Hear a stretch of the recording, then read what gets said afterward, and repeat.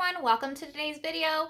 Today we're going to be going through the October Ipsy bag, the Betty Boop bag, and trying out some of the products. So if you're interested in seeing what I think about this month's Ipsy, go ahead and stay tuned. Okay, so this is the bag itself. Super cute. It's Betty Boop themed. There is her little face on the front and then sequins on the back. So the three actual makeup products that I got in this bag was the Basic Beauty Jelly Blush in It's October 3rd, the Betty Boop by Ipsy Blink and Wink Mascara in black, and the It Cosmetics Your Skin But Better CC Cream with SPF 50 in the shade Fair. All right, first up is the Marc Strengthening Grow Long Leave-In Conditioner. I tried this today after I washed my hair, and I like it. It was a little bit sticky. It does smell really good. It kind of smells like an old perfume. Can't quite put my finger on it. I probably will use it up just because it is quite a large sample bottle. It's 50 milliliters, so this would probably last me a while. I like things that are lighter and maybe a little bit more sticky for straightening my hair. So that was why I decided to straighten my hair today, just because I've used a Marc leave-in conditioners in the past, and they do tend to be not as thick and hydrating, a little bit more thin and sticky. So that's kind of my thoughts on that. I probably wouldn't buy the full size of this just because it's not really my style. Then after cleansing, I did use these are the First Aid Beauty Facial Radiance Pads. They help exfoliate, tone, and brighten, alcohol-free, safe for sensitive skin. I did rip open the package, not realizing that there is a pull tab on the front. Oops. I like these. My skin type did change recently over the last few months. I used to have really dry skin, and I've moved towards more of a combo to oily and a little bit more acne prone. So I've been trying out some different toners, mostly just using witch hazel. That tends to work the best and still be gentle because my skin is a little bit more sensitive and acne prone. But I did like these. I will probably use them up. I do like the idea of like a pad for a toner. I think that's really interesting and a little bit different. It comes all ready to go, so you're not wetting a cotton pad for it. So I'm just going to do my makeup today and use some of the products that I got. We're going to start with the CC cream. I've already primed my face with the Smashbox Photo Finish Primer.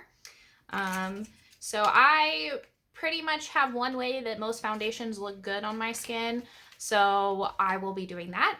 I'll be starting with the Real Techniques foundation brush, and then I'm going to go in with the Shop Miss A black sponge just to press it into my skin. I find that gives me the best finish and get the best coverage. So I like to just kind of like start building where I have the most redness. Obviously you can see that that's my cheeks and chin, where I have some of those blemishes and the surface redness.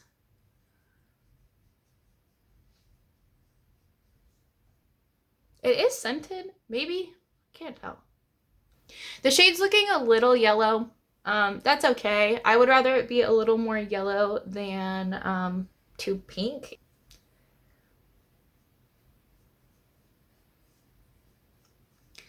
So far, I like the way it's going on. It doesn't stick and drag.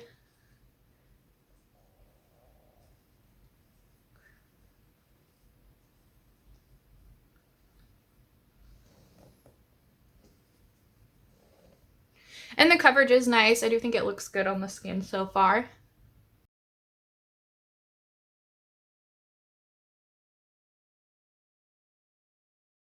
Now I'm just going to kind of bounce it into my skin. I just find that this gives me the best finish.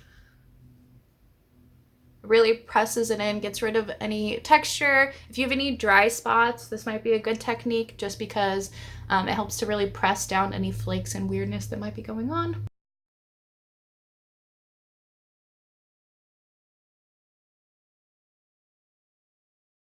It's almost looking a little greasy, and I know part of that is because I'm pressing it in with a damp sponge, but hopefully it dries down a little bit more matte, otherwise I'm going to be looking real slick later. I know everyone and their mother has tried this foundation before, but I will say, since I haven't given it a try since my skin type has changed, I do actually really like the coverage of this. The shade's not bad. If it oxidizes, it might look a little dark, but you know, if you're pale like me, that just happens sometimes. I'm gonna go ahead and do the rest of my base off camera because the next product is a blush. Okay, I'm gonna try that blush in just a second, but real quick, I just set my under eyes and kind of the center of my face with the Maybelline Super Stay Full Coverage Foundation in the shade 110 Porcelain.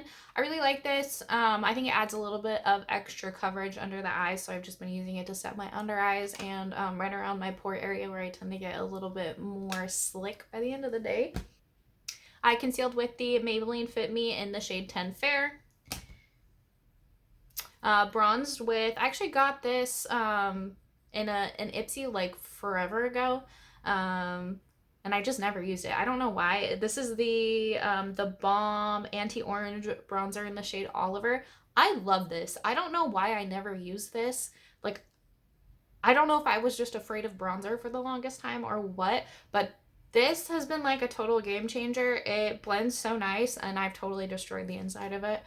And then for brows, this is my favorite combo ever. I don't like a super heavy, strong brow. I just tint my brows, and then when I'm doing makeup, I just go in with a brow mascara and a brow gel. So I have been loving the Essence Make Me Brow. This is in the shade, I don't know because it's rubbed off. I'm pretty sure that the shade is called Brownie Brows, whatever the darkest brown is. And then I use the NYX Control Freak Brow Gel. It's just a clear gel. And then I just went in with the Anastasia Glow Kit. This is the Sun Dipped one, and I went in with the shade Summer, which is the yellowy shade.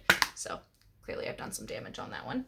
Okay, now we're gonna go in with the blush from the bag. This is the Basie Beauty blush in the shade, it's October 3rd. It says it's a jelly blush. Nope. Fake news, you guys. It is just a powder blush. So I'm just going to go in with this e.l.f. blush brush. I like this because it's flat and it's a little bit more fluffy than like a normal flat brush. So I feel like I have really good control with this.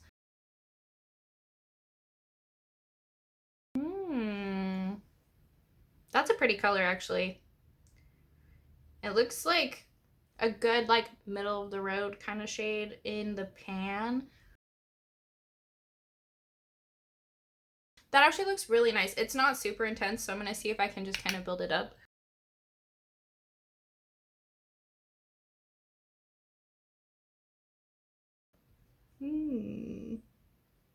So getting a little crazy on camera, I think. So we're just gonna we're gonna do our best over here. Okay, I just went ahead and did the other side off camera just because I was having a little bit of trouble building it up. Overall, I will say this shade is really, really beautiful. I think this is a really good shade if you're fair like me. I did have some trouble building it up and kind of getting an even layer going, and it felt a little crumbly. So when you pick it up with your brush, it kind of crumbles and doesn't stick to the brush evenly. All in all, it is a pretty blush, and I do think it looks really good on my skin tone. It's just going to take a little bit more work than some of the other blushes that I use on a day-to-day basis, but I will continue to try this, I think. Now, the last product is a mascara, so I'm just going to go do the rest of my makeup, and I'll be right back. Okay, so I have the rest of my makeup on. Let's talk really quick about what I did. I just went in with the Morphe M35 with some of the warm orangey shades and then that orangey glary shade on the lid. And then I went in with the Milani Color Statement Lip Liner. This is in the shade 04 All Natural. And then the e.l.f. lipstick. I don't know what this is. It doesn't say what it is on it. But it's just a regular tube lipstick in the shade Party in the Buff. And now we're ready for mascara. So we're going to go in with it's the Betty Boop by Ipsy Blink and Wink Mascara. How cute is that? And then it has little Betty Boop, her little shadow on the front. So I'm really picky about mascara, and I'm really picky about my wands. This seems like a really wet formula with a very large brush. I have the feeling this is the kind of person I am is going to go all over my eyelids. Just fair warning. So let's see how this goes.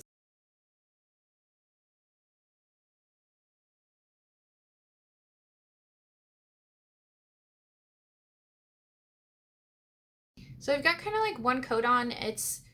I would say it's lengthening. It's certainly not volumizing. Maybe it's just because the formula is a little bit wet. Not really my style. It's not a bad mascara by any means. It has that weird like chemically smell, which I don't like. Let's try not to blink and get it everywhere. That'd be great. So that's one coat. I'm going to try to build this up to kind of get the effect that I like, which is a little bit more volume.